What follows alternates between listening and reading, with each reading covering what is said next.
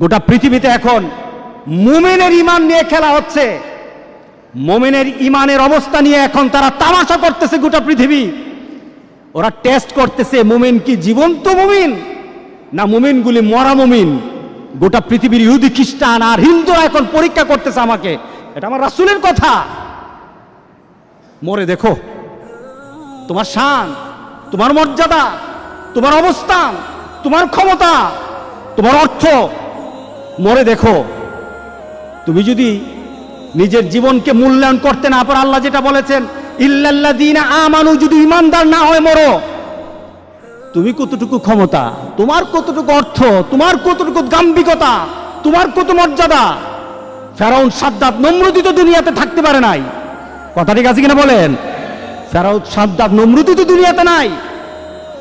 আছে নাকি?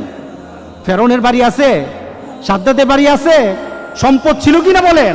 সবই তো ছিল, কিন্তু তারা কি লাভবান না ক্ষতির মধ্যে আছে?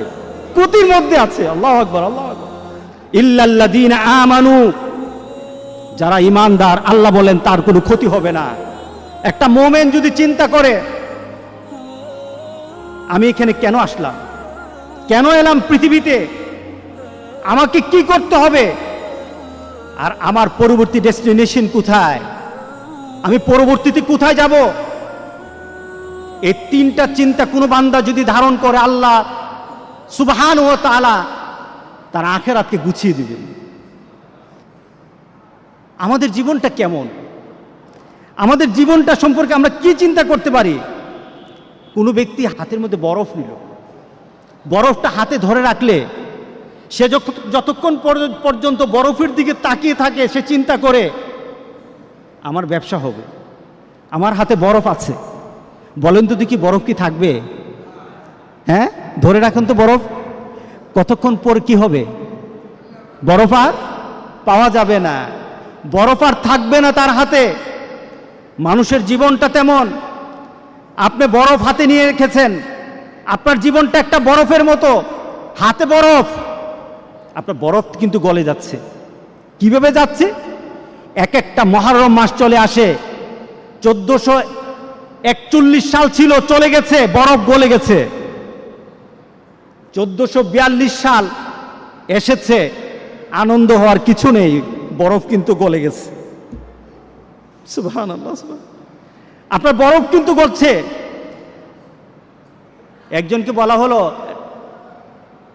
যে আমাকে নোটিশ করে দিও, আমাকে জানিয়ে দিন। আল্লাহর কাছে বলল দাউদ আলাইহিস সালাম, রব্বুল আলামিন আমার শেষ মুহূর্তটা আমাকে জানিয়ে দিও, শেষ মুহূর্তটা আমাকে জানিয়ে দিও, আমার জীবনের শেষ মুহূর্তটা আমাকে একটু নোটিশ করে দিও।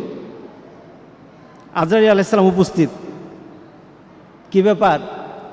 আমি না বলেছিলাম যে আমাকে একটু জানানোর জন্য, আপনি কখন আসবেন, আমার জীবনের শেষ মুহূর্তটা জানানোর জন্য বলেছিলাম। কোনো জানানো আগে থেকে রিমাইন্ডিং ব্যতীত আমার কাছে চলে আসলেন, ব্যাপারটা কি? আজরাইল আলাইহিস সালাম বললেন কথা আছে। আপনার দাঁতের অবস্থা কি? নাই, একটা রিমাইন্ডিং। চোখের অবস্থা কি? আগের মতো দেখি না, আরেকটা রিমাইন্ডিং। আপনার শরীরের শক্তি কোথায়? হারিয়ে গেছে, আরেকটা রিমাইন্ডিং। কে বলেন দাড়িগুলি পেকে গেছে, তার মানে এই নয় তুমি আরো চিন্তা করতেই থাকবে, চলতেই থাকবো।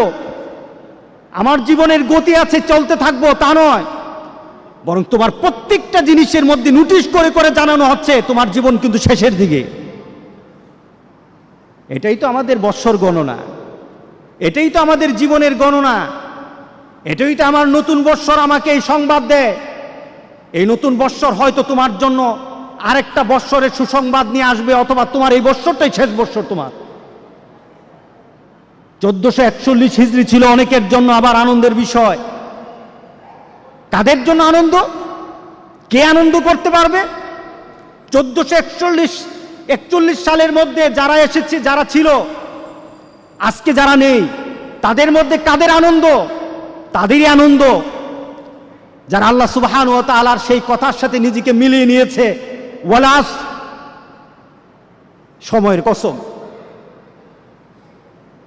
সময়ের কসম, দুনিয়ার পরিবর্তনের কসম, দুনিয়া যে পরিবর্তন হচ্ছে সময় দিয়ে, আল্লাহ সুবহানাহু ওয়া তাআলা ওই সময়ের কসম করে বলে আসরের সময়টা কখন বলেন তো দেখি?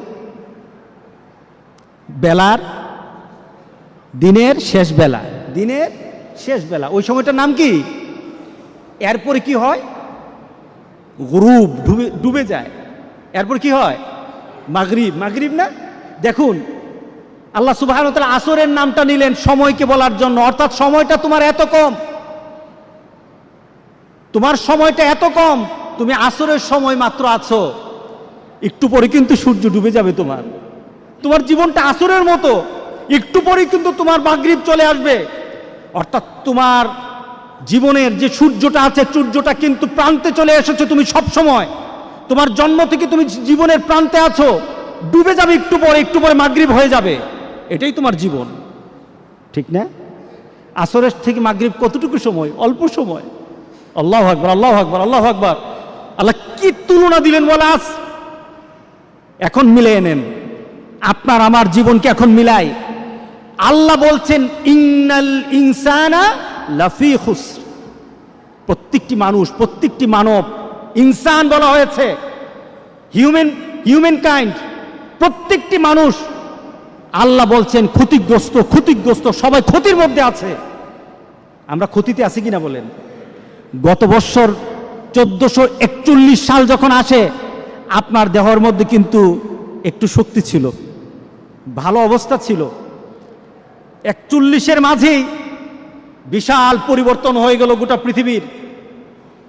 একটা কষ্টদায়ক পরিবেশ আরম্ভ হয়ে গেল। যার সাথে কথা বলি শরীরটা ভালো না, আগে তো শরীরটা ভালো থাকতো, এখন যেন কেন ভালো না, খালি জ্বর উঠে, ঠিক না? আগে তো এত কাশ দিতাম না, এখন খালি কাশি দিলেই মনে করে যে আমার জীবনের অবস্থা এদিক ওদিক হয়ে গেছে। কথা ঠিক আছে কি না?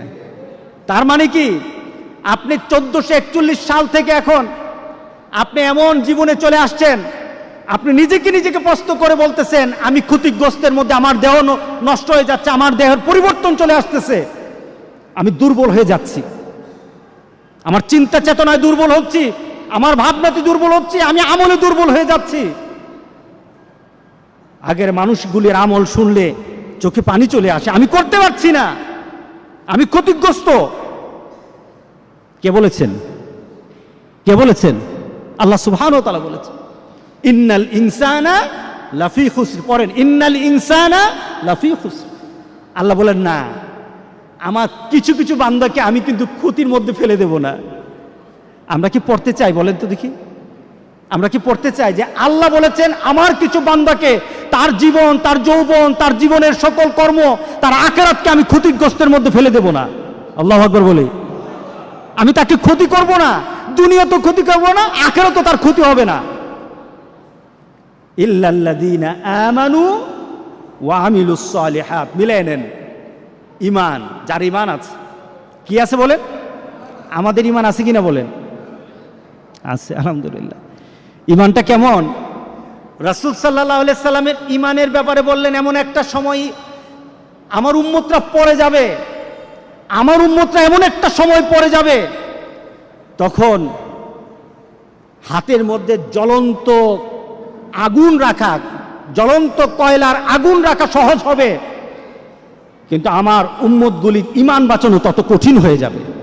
এটা সহজ, কিন্তু ঈমান বাঁচানো কঠিন। কে বলেন ঠিক আছে কিনা বলেন? আহা, নতুন ঘটনা, নতুন কথা। আমরা আমাদের বন্ধু বাঁচতে পারি না, আমরা আমাদের ভালোবাসা কিসের সাথে রাখবো সেটা আমরা ভাবতে পারি না। আমরা কিছু ঘটনা শুনলে আমাদের মধ্যে চেতনা সৃষ্টি হয় না, মনে করি আমার জায়গায় আমি আছি, অন্যের জায়গায় অন্য থাকবে।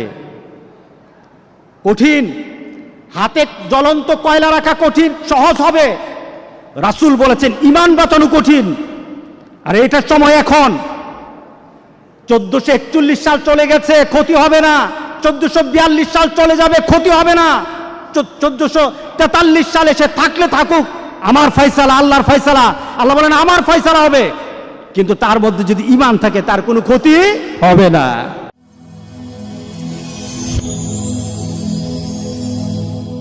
Rose TV 24. Enjoy by listening to the Holy Quran.